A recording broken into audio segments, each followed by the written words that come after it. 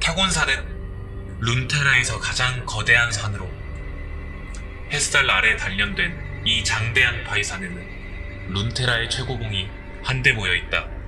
문명에서 멀리 떨어진 이곳은 완전히 외딴 곳으로 지독한 끈기의 소유자가 아니라면 접근조차 불가능한 땅이다. 타곤산에는 수없이 많은 전설이 깃들어 있으며 전설에 회자되는 장소가 다 그러하듯 산에도 몽상가와 미치광이 모험가가 몰려든다. 어떤 이들은 지혜나 깨달음을 갈망해, 어떤 이들은 영예를 쫓아, 어떤 이들은 저 산의 정상을 밟아보겠다는 열망을 영혼 깊숙이 품어 이 불가능한 등반에 도전한다.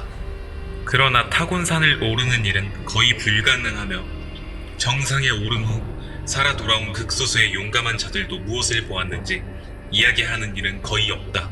그 중에는 공포에 질려 눈에서 총기가 사라진 이들도 있고, 인간으로선 이해하기 어려운 운명에 이끌려 성이라 불리우는 다른 세계의 초월적인 힘을 받아들인 결과 알아볼 수 없을 만큼 달라져 버린 이들도 있다. 타곤산, 그곳에는 아직 밝혀지지 않은 수많은 비밀이 숨겨져 있다. 높이 치솟은 타곤산의 비탈 위로 달이 떠 있었다. 기이하게도 달은 멀면서도 가까운 듯 보였다.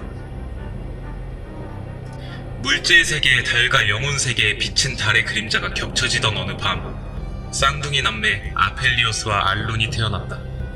타곤산의 루나리 교도들은 운명의 아이들이 태어났다며 두 사람의 탄생을 축하했다. 쌍둥이의 탄생을 예고한 전체 현상과 마찬가지로 아펠리오스와 알룬은 자신들이 특별한 운명을 타고났음을 깨달았다. 물질 세계의 달을 닮은 아펠리오스는 육체적으로 강인했으며 영혼 세계의 달을 닮은 알룬은 풍부한 마력을 지니고 있었다. 타곤산을 지배했던 솔라리는 루나리를 2단으로 규정하고 배척했다. 따라서 루나리는 솔라리의 눈을 피해 외딴 사원과 동굴의 그림자 속에 숨을 수밖에 없었다. 그렇게 세월이 흘렀고 루나리의 존재는 점점 잊혀갔다. 아펠리오스는 루나리의 모범이 되어야 한다는 부담감에 월석금을 휘두르며 피투성이가 되도록 훈련했다. 신앙을 지키려면 강해져야 했기 때문이었다. 열성적이지만 성품이 유약했던 그는 친구들을 사귀는 대신에 쌍둥이 누이와 깊은 유대를 맺었다. 아펠리오스가 루나리를 수호하기 위해 점차 위험한 임무를 맡는 동안 알룬은 예언자가 되기 위한 훈련을 받았다. 그리고 달빛의 마법을 이용해 숨겨진 길과 가려진 진실을 밝히는 법을 배웠다. 알룬이 떠나자 아펠리오스의 믿음이 흔들렸다. 삶의 이유를 찾기 위해 아펠리오스는 어둠 속으로 순례를 떠났다.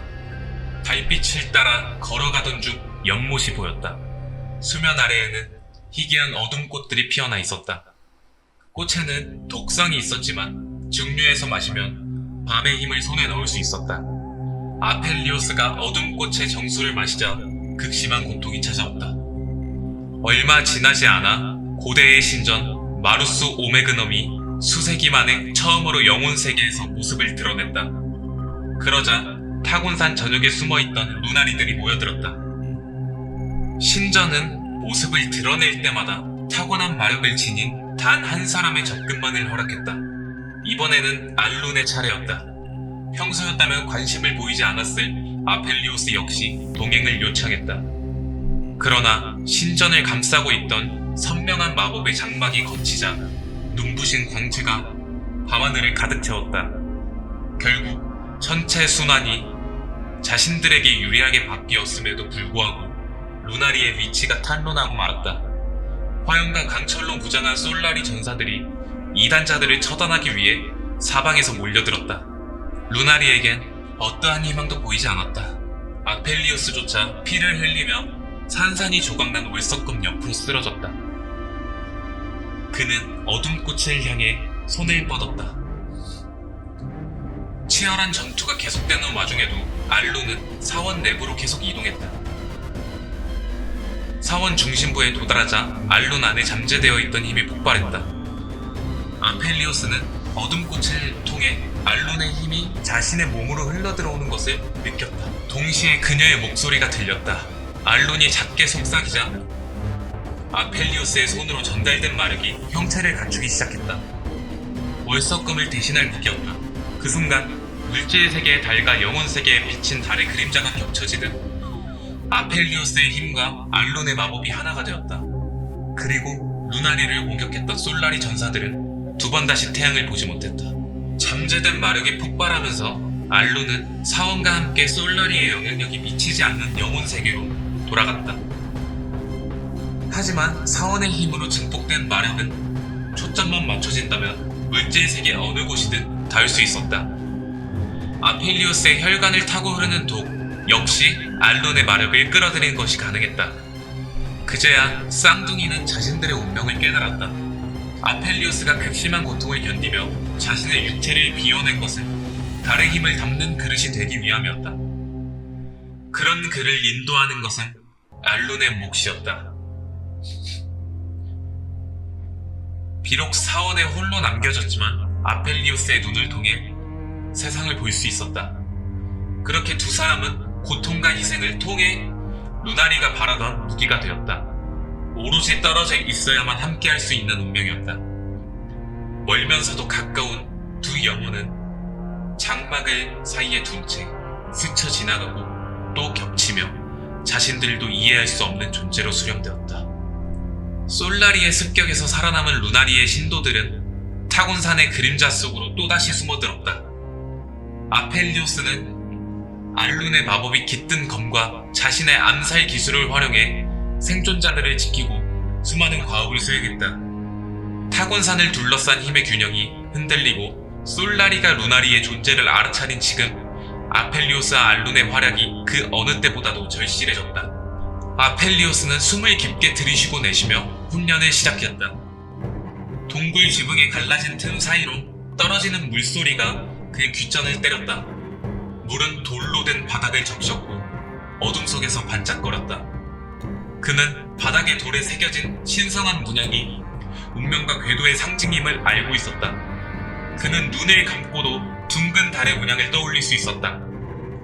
그는 검을 몇 번 가볍게 휘둘러 보았다. 월석의 단단함이 손에 느껴졌지만 동시에 가볍게도 느껴졌다. 물질 세계의 달과 영혼 세계에 비친 달의 그림자가 천상의 장막을 통해 겹쳐졌을 때 생겨난 마법의 힘이었다. 그날 세상에는 월석이 눈물처럼 떨어졌다. 하지만 두 달은 각자의 궤도를 따라 떨어질 수밖에 없었다. 아펠리오스는 자신에게 주어진 궤도를 받아들이고 훈련을 계속했다. 그의 검술은 그의 숨결처럼 빨라졌다. 수년 동안 달의 문양을 그리는 배기 검술을 연마하며 자멸 직전까지 훈련에 매진했다. 그는 눈을 감고도 볼 수 있도록 또 자신의 검을 다루기 위해 희생한 모든 것을 잊기 위해 눈을 지그시 감았다. 월석검이 붉게 빛나며 정체를 알 수 없는 존재의 형체가 아펠리오스 앞을 지나갔다. 그는 휘청거렸다. 환영일까? 기억의 일부일까? 얼마나 많은 자를 죽여왔는지 확신할 수 없었다. 월석검이 그의 손에서 빠져나가자 아펠리오스는 바닥에 무너졌다. 억누르려 했던 모든 것이 돌아왔다. 알룬, 그의 여동생이 천상의 장막 너머로 손을 뻗었다. 아펠리오스는 그녀의 모습을 보았지만 그녀는 그에게서 떨어져 나갔다. 아펠리오스는 어둠꽃의 정수를 부식성 영약 안에 담아 그릇을 달빛이 비추는 쪽으로 들어 올렸다. 그는 한 채의 망설임도 없이 어둠꽃의 독을 입으로 가져갔다. 아펠리오스, 내 영혼이 너의 영혼을 다오. 고통은 이루 말할 수 없었다. 독이 전신을 타고 흐르며 몸이 부들부들 떨렸다. 그의 몸이 달의 힘을 받기 위해 열리는 것이었다. 아펠리오스가 중력포로 암흑 구체를 발사하자 거석이 천천히 아래로 가라앉았다. 그는 단숨에 도약하여 타곤산을 오르기 시작했다. 중력포의 힘은 단순한 월석검의 힘이 아니었다. 아펠리오스는 공중에서 뛰어내려 타오르는 자들을 공격했다. 중력포의 암흑구체에 의해 땅에 결박된 솔라리 무리는 반격하려 했지만 실패했다. 아펠리오스는 절단검과 반월검을 휘두르며 적들을 쓰러뜨렸다. 절단검, 반월검. 전투는 순식간에 끝이 났다. 아펠리오스는 자신만이 들을 수 있는 속삭임을 들으며 달을 쳐다보았다. 그의 표정은 다시 무감각해졌다.